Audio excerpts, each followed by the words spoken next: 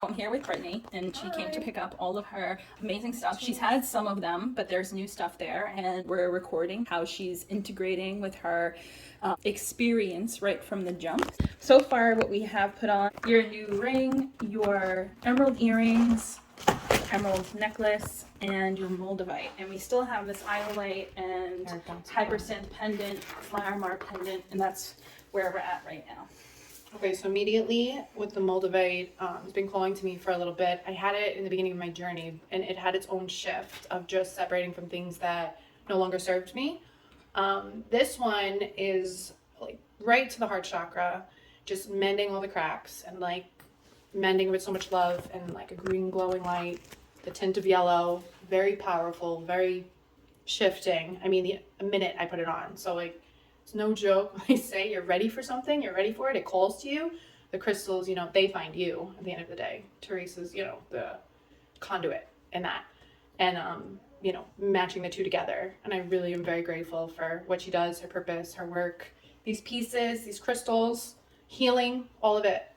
I guess through sometimes the healing journey, you don't appreciate it as much as I do right now sometimes when you're in the fire. But once you learn to kind of ebb and flow through it and realize that it's more you're the avatar of your story, not, your story, because that's what it is, a story. The soul can go where it belongs. It can rise above it. And I'm finally with, the help of the work that I've been doing, everyone around me, Teresa, the crystals, everyone around me, my whole spiritual team, the energy shifts, I'm able to do that. And I'm really grateful. I'm so super thank you. excited. And go get yours. Promise you won't regret it. I feel like there's so many questions that I have because, like, as I was making it, there were so many things that I was like feeling, shifting around, like emotions were flying everywhere, and like it was amazing how interconnected we were, and that as I was creating those pieces, I was getting shifted around, and then knowing them getting messages or downloads about like what were they going to do. With and for you, how are they going to impact you? The placement of how you need to wear your moldavite over your heart. You need to have your emerald between your heart and your throat. You need this here for this reason. Yes. So me getting those messages, and then I'm like overloading you. I'm just like, oh, you wanted this, but this is how it needs to be. I'm like waiting for baby breath. I need to see you today. Today's the day. We should talk about the shift in the earrings. Shift in the earrings, but okay. So my question in this is. I just threw these crystals on you. I didn't really give you a chance to like integrate one and it's then happening get to the now. next Don't one, you worry. Get to the next one. It's all going. So my curiosity is like the placements. How does this moldavite? Because when I try to teach people about crystals, it's not just the crystals. It's not just how they're made. It's the crystals that are with them, and it's the placement on the body. You could be wearing a necklace that feels heavy or like it doesn't belong, and if you move it up to a different chakra, you don't even feel the weight of it. And so I guess placement and how you feel and. I know why I put it in those positions, but do you feel why it's in those positions? Like, what is you're the person who's experiencing it. Yeah, so the first experience I would say it was definitely this one, the amethyst. It hit, in between, it hit my sacral and and a little bit of solar plexus, but definitely sacral, and it was just healing. And then we came into this one, which was on the solar plexus, that really ignited my confidence. Ancestral in our own body that needs to be cleared away for us to continue to prosper on our own journey. That makes a lot of sense, because what I do feel, obviously, amongst what I've experienced or avatar experienced is the heart, but I clicked into the ancestral aspect of it a lot. That's what hit the hardest. It was as soon as I put it on, it was showing me grandmothers, and then it was showing me grandmothers I never even met, in this lifetime per se, but I feel them with me and dream about them and connect with them. And it was just it was very called to me for a reason, because isn't moldavite an older crystal as well, a different type of, how can you describe moldavite if it calls to you, what that would mean? I feel like moldavite is a crystal that helps us let go, helps us transmute, helps us transcend. To transcend and ascend, Ooh, in those words. Exclamation I like points. that. If you're ready for it and you're ready to let it go, like your last experience you told me about with the moldavite, you were ready for that to happen, and that moldavite just pushed you over a little bit and helped give you the support to do it. And then left. You hear other people's Lost stories.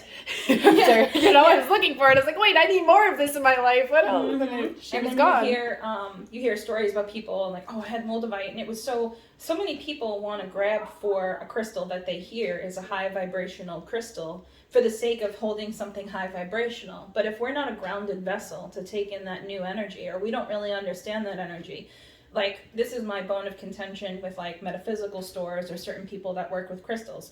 Pyrite is for abundance, and this rose quartz is for love, and black tourmaline's protection. And hey, this just in, we got Liberian glass, and we got Quesera, and we got this, and come in and get your high vibrational crystals, and you know, experience the crystal healing and ascension. You're getting sold crystals by people in a lot of times, not in all cases, but in a lot of cases that don't truly understand what these crystals are doing. And then you're walking into their place, or you're getting it online, and people are treating it like a thing, and then you're getting it to be like, I'm ready to fucking kiss an alien on the forehead, you know, like one might visit you tonight, but I don't know if it's gonna take you with it. I'm ready for the high vibrational experience. But then people are like, oh my god, I'm really, you know, I feel since I had this experience, I'm really anxious, and all these bad things are happening to me, and this, that, the other. It's like, heart is lit up. First of all, it's like perspective. Is the bad thing really happening to you, or is a transformational thing happening to you?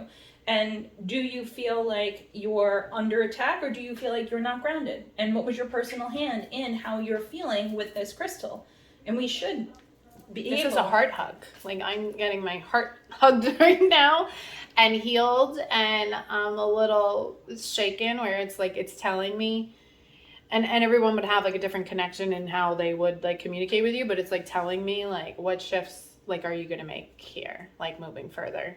And the self-love is really big. Like, just dive into that self-love. Do that. I did a little self-care today, like, but you don't even have to do like self-care where it's hair or nails. It's just having that time to yourself and just like demanding that for yourself. And your own energy just feels really, really good. It does. And when you're feels out like there, a nice home. when you're out there in the world, and there's a variety of energy, you know, if we're not, you know, we put ourselves into it, and you know, we can take long stretches. You know, you work in finance, and you also you know, do Reiki and energy work, and you're peopling intensely every day. And so where's your time with you? Where's your time to listen to your own soul, to meditate, to get the guidance, to connect with the higher realm when you're so intensely dealing with people? And you're not necessarily the only one, because we all do something to accrue an income, and it's really kind of difficult to pinch ourselves off from the world unless you're in a monastery, you know? So I feel like it's good for us to take time out when our body says take time out. Yes, listen to yourself. Yeah, listen and to yourself. to like emerge with connecting to the right people at the right time. You know, I think it's something we feel. We just need to be able to trust ourselves. I agree. I definitely agree. The iolite and hypersynth, it's time. Okay, it's time on camera. I don't know what kind of shift I'm going to have with this. Okay. So okay. There's edit. Yes, we have edit. It's not perfectly placed. Perfectly placed. Oh, it really is. Yeah, I know. You're welcome. So what is this? It is hitting heart? Like, what is this exactly? It's hitting solar plexus, but upper? Like, what is it? It feels...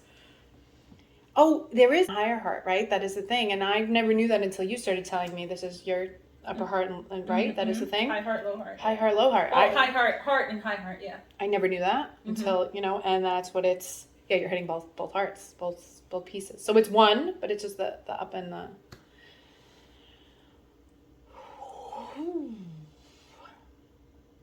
Okay, so the other one heated me up. This one kind of cooled me down a little bit. Emotions are flooding.